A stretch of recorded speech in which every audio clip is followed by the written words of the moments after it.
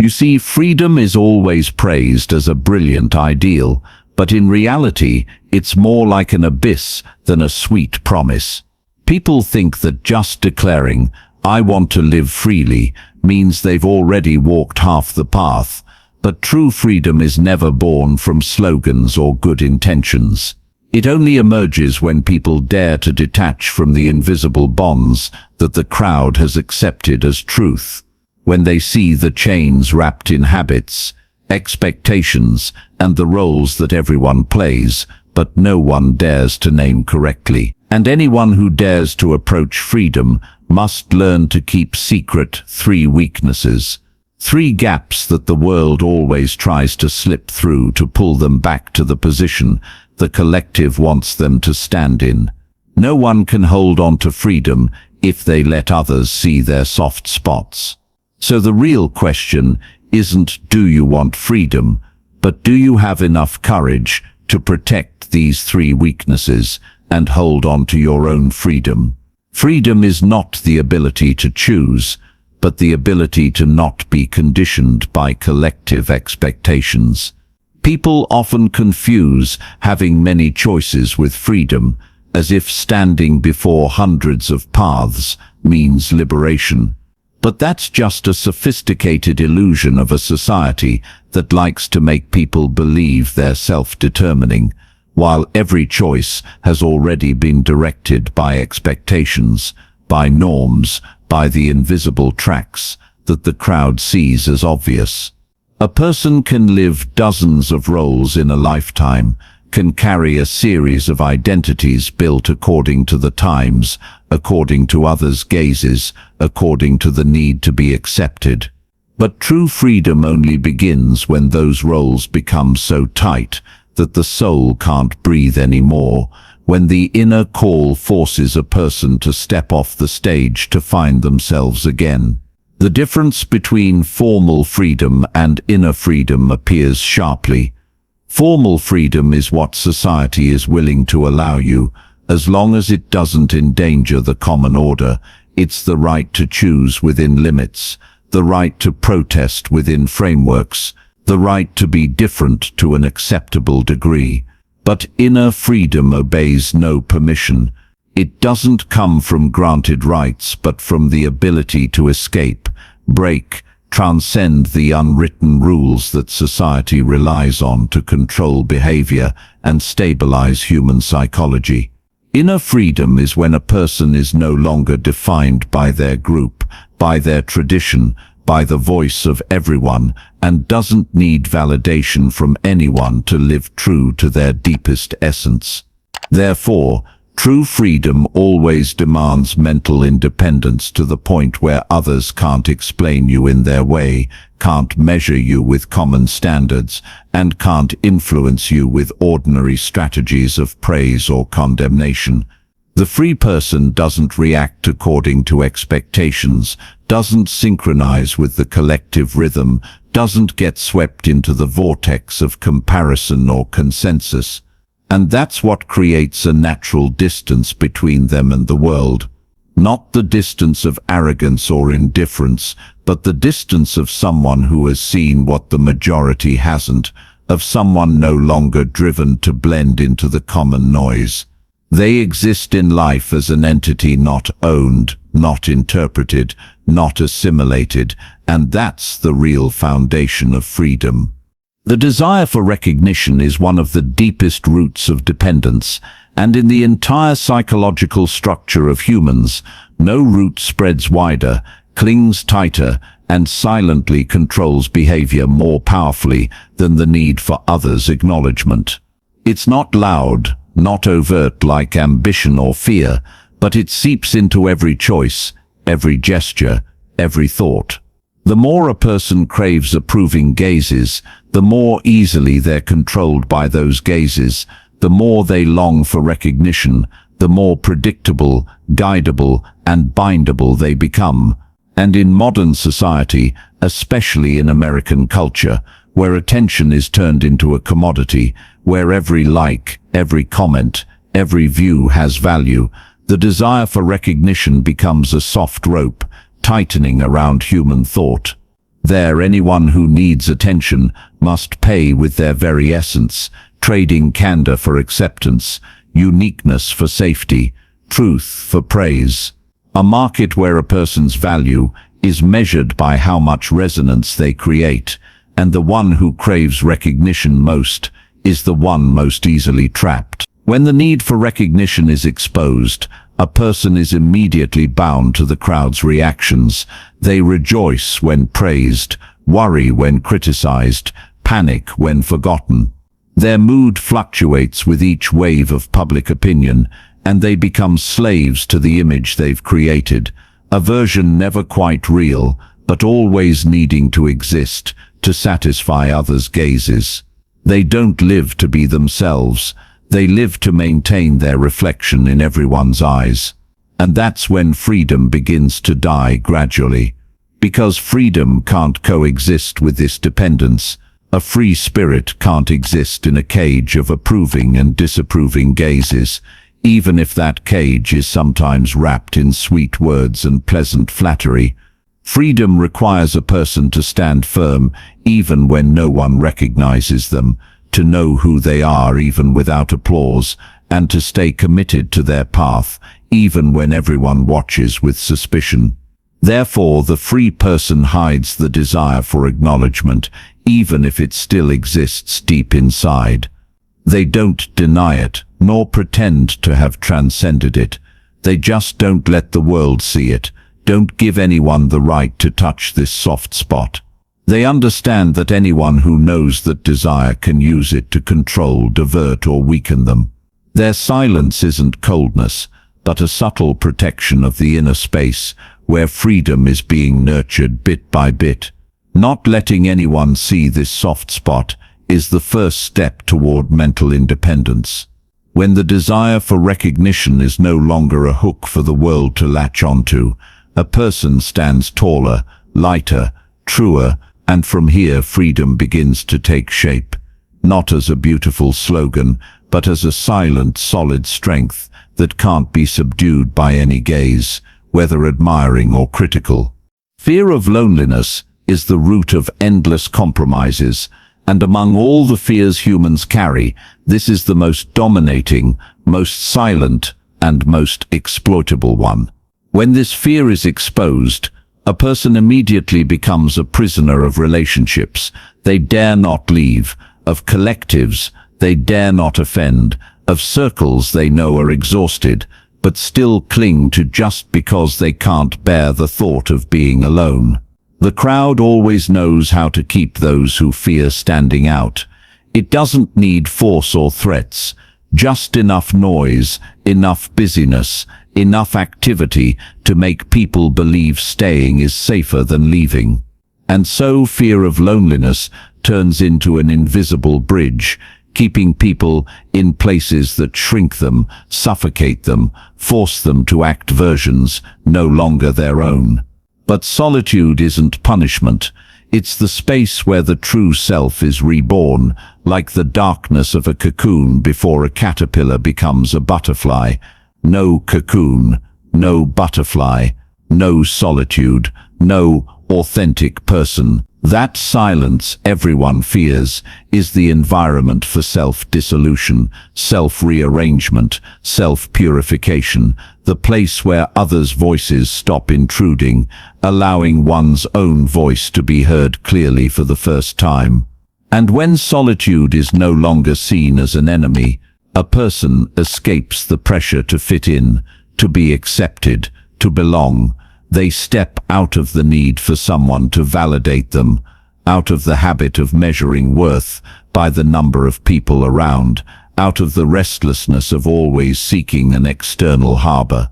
In that moment, solitude becomes a sacred territory where a person is no longer pulled by collective expectations, where they're allowed to settle long enough to see what those living too close to the noise never see. And it's here that people begin to understand why truly free spirits always maintain a natural distance from the world, not because they need no one, but because they're no longer afraid of being alone. They don't reveal their fear of loneliness, not to appear strong, but to protect the most exploitable weakness. In a society where belonging is worshipped as a moral standard, anyone who exposes fear of solitude is easily pulled into the vortex of collective expectations and pressures.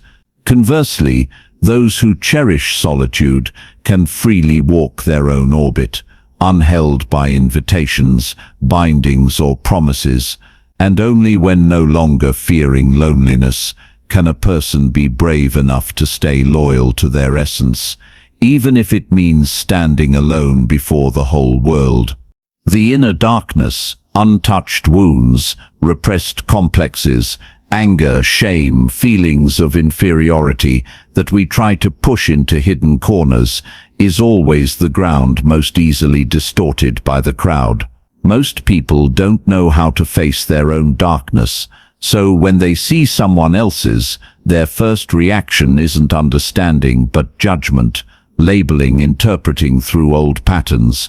When a person exposes their darkness without enough strength to bring it to light, the world rarely lifts them up. It often uses that part to imprison them, just one display of weakness, and they can be framed as problematic, unstable, unreliable, and from then on, every action, word, choice is viewed through the lens of the wound. They become characters in others' stories, no longer the subjects of their own lives. An unintegrated soul is easily dominated by surrounding reactions. One criticism is enough to make them shrink, one doubtful look enough to send them back to old safe zones, one misunderstanding enough to silence them and bind themselves in defenses of shame. They start living as if always needing permission to exist, always apologizing for what they feel, always covering part of themselves for fear of further hurt. And because they're not strong enough to hold their darkness, they unconsciously hand the right to interpret it to the world, only for the world to amplify it, distort it, turn it into a hanging sentence over their heads. In contrast, the free person doesn't throw their darkness before the crowd's gaze. They keep it in silence, not to pretend perfection, not to deny the weak parts, but to have time to transform it into strength. They understand that some processes can only happen inwardly, like a seed germinating in dark soil, not on a stage under lights. Darkness needs private space to dissolve, to be looked at straight without judgment, to be questioned, cried over, raged at, trembled through without needing to act. In that space, people begin to realize that what they thought were monsters are just abandoned parts of themselves. And when that confrontation lasts long enough, fear gives way to understanding, shame to self-compassion. When darkness is untamed, it's a weakness. It's a wide-open door for others to enter, manipulate, threaten, label, turn our fragments into reasons to control us. But when integrated, it becomes power. Understanding the deepest regions of oneself means no attack can pull one down, because they've already walked through the darkest hells inside. No secret left to emotionally blackmail with, no unnamed wound for others to unconsciously salt. The free person isn't one without darkness, but one who has made darkness sit beside light and serve a unified essence. It's the ability to hold that darkness, nurture it in silence, turn it into wisdom and strength, that keeps them from being defined by the world, imprisoned by the past, or living as fugitives from themselves. These three weaknesses are three invisible chains that attach people to the collective. And though society doesn't bind anyone with violence or visible shackles, it always knows how to grasp those soft spots to keep each person within the bounds of obedience. As soon as one of the three threads is exposed, the desire for recognition, the fear of loneliness, or the unintegrated darkness, the crowd will unconsciously pull that person back to a state of docility, predictability, and controllability. No conspiracy, no intent. The mechanism of the collective has long operated on assimilation. Anyone who deviates from the common rhythm will be pulled back. Anyone who detaches from their role will be forced to return to their old place. Anyone who dares to want freedom will be persuaded or threatened to choose safety over independence. A person only needs to crave praise, and immediately they are forced to live according to the crowd's expectations. Only need to fear being alone, and they instantly become victims of relationships that hold them back through psychological necessity rather than love. Only need to reveal an unresolved darkness, and they can be used by others as a reason to slander, belittle, or control, ensuring they never dare cross the boundary of acceptability. True freedom needs an unshakable foundation, an inner self that doesn't need praise to know who it is, doesn't need someone beside it to dare to walk, not threatened or paralyzed by its own darkness. Freedom is not breaking all external limits, but not letting the world touch the place that decides your essence.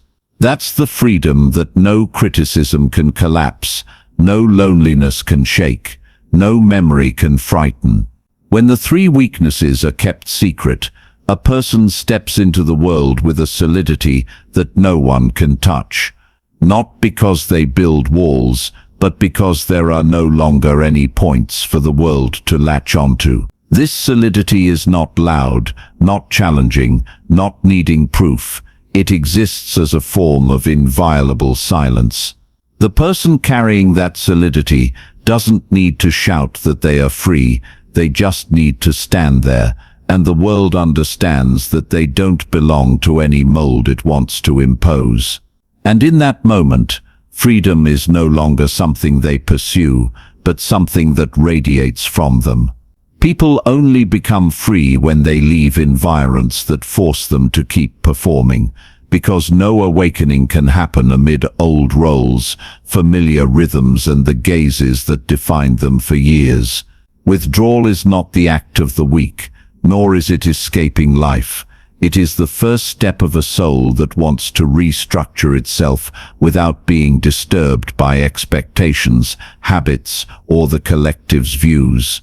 When a person begins to clearly see their three weaknesses and understands that the world always tries to touch them, withdrawal becomes as natural as breathing. That's the moment they feel the performance everyone sees as life suddenly becomes too glaring, too noisy, too fake. And that withdrawal is like stepping out of a movie theater after hours immersed in flickering images on the screen. The real light outside is too strong, too clear, making everything inside the theater instantly unbearable. Once they've tasted truth, it's hard to go back to accepting illusion.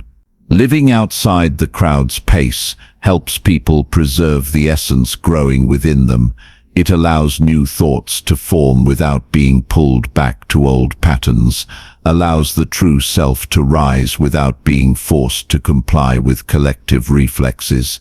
Outside society's noise, body and mind gradually readjust to their own rhythm, a rhythm not led by noise, by information, or by meaningless interaction loops. That's also why this phase is always misunderstood. Many think leaving the crowd is negative isolation, a sign of weakness. But in reality, this is the cocoon phase where weaknesses are healed, wounds are named, fears are set down, and new strength is forged from silence itself. Just as a caterpillar must completely melt in the cocoon before becoming a butterfly, a person also needs time to dissolve old egos before they can fly with their new essence. Cannot be free if still shaped by the old environment. Cannot be free if still letting familiar roles hold them back. Cannot be free if the transformation happens under the gaze of those who want them to remain the person of yesterday. Withdrawal allows that process to occur in integrity, without judgment, without definition, without being pulled back by those who don't understand what's growing inside. And when this withdrawal is respected as an inevitable part of the journey, a person steps closer to true freedom. Freedom from noise, from roles, from the crowd's gaze, and from the limits they once set on themselves. The return is not reintegration, but presence in a new way, because after that cocoon phase, a person no longer fits the old rhythms, old expectations, or the unconscious games the crowd still sees as obvious. When a spirit has been restructured in silence, they no longer have interest in meaningless arguments, endless chains of blame, or efforts to call for attention that modern society turns into a measure of value. Their return doesn't carry a showy appearance, not a declaration, certainly not a victory to celebrate. It's more like a quiet but unignorable emergence, a silent change in how they walk, look, listen, and exist in life. They stand at the edge, not because they're excluded, but because they understand the edge is where the whole is seen most clearly. From there, they observe, create, self-govern, no longer wanting to squeeze into the crowd's center where everyone tries to prove something about themselves. At the edge, they have space to breathe, to think, to feel deeper movements that many are too busy to notice. From the edge, they're not swept into the collective's chain reactions, psychological storms fed by fear, outrage, or the need to be seen. And strangely, that position makes them a small but steady light, not brilliant, not demanding attention, but enduring and never extinguishing. A flame, not swayed by the winds of public opinion, not carried by others' emotional currents. Those who have gone through withdrawal understand that their deepest value doesn't come from being seen, but from keeping their essence intact amid life's changes, and that solidity radiates a silent influence no teaching can achieve. They don't convince anyone to change, don't lecture philosophy, don't demand anyone live like them, but their presence, a clear presence not dominated by fear or the need for praise, is enough to make others wonder, is there a higher way to live? Is there a path out of the loops I'm stuck in? They don't give answers, they are the answer, and in their silence, others hear their own questions for the first time. Keeping these three weaknesses is keeping freedom, because the entire journey back to the self revolves around protecting the soul's softest regions from the world's unrefined gaze, the desire for recognition, the fear of loneliness, and the unintegrated darkness, three pieces that seem separate but actually connect into the framework that all dependence clings to. Whoever exposes the desire for recognition will be led by praise and blame. Whoever exposes the fear of loneliness will be bound to unsuitable relationships. Whoever exposes untamed darkness will have the world use that very softness to cage them in old roles. Freedom is not for those who bare their soul too early, because the soul, especially when rebirth is underway, needs space to close, to scar over, to root. A seed dug up too many times cannot sprout. People are the same. To keep freedom, need to keep silence at the right time, distance in the right place, and solidity at the right moment. Some things don't need explaining, some pains don't need exposing, some transformations can only happen when no one is watching. And in that silence, people learn to hear their true call without confusing it with the collective's echo. When the three weaknesses are protected, inner autonomy becomes enduring. When those three doors close, no one can touch your center to make you waver. That's not rigid defense, but a form of understanding to walk the path of freedom. The soul needs to be preserved like a newly kindled flame, not let winds carry it, not let storms extinguish it. And finally, Nietzsche's spiritual conclusion, a reminder for those who dare to live a life not swallowed by the common script. Freedom requires you to become inviolable, not because the world is too strong, but because your soul is too precious.